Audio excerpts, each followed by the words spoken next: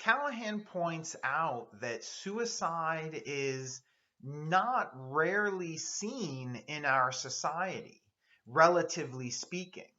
I found a statistic that said that approximately only 1% of the deaths on an annual basis in the United States are a result of suicide. 99% of the time, when a person dies, they are not dying as a result of their own hands taking their own life. Um, when we generally hear about a person who commits suicide, I think that the response is one of,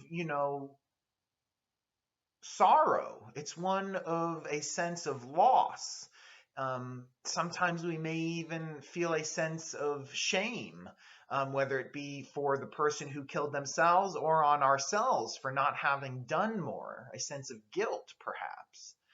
Um, Moreover, Callahan points out that many of and most of the major religions um, condemn suicide and condemn, for that matter, unnecessary killing in general.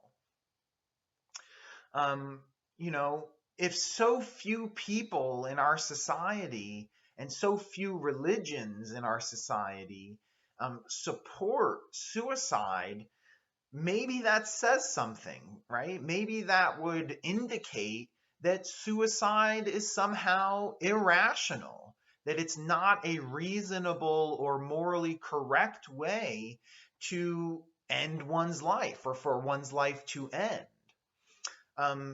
So Callahan begins with these descriptions of the way that people do respond to suicide and the way that current religions do see suicide.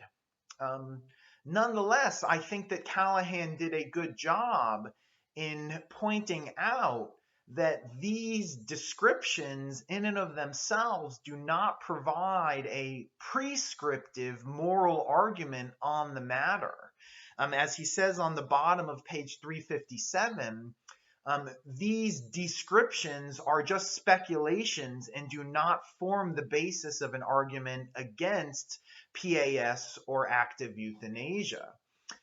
So what he's saying is that even though people do react negatively, and even though religions do not accept suicide or physician-assisted suicide or active euthanasia, that in and of itself does not show that we ought not accept these practices. So ultimately, he needs to do more to demonstrate the immorality of these practices, and he aims to provide substantive reasoning that shows that these practices ought not be allowed in our society. So let's turn to his actual substantive reasoning.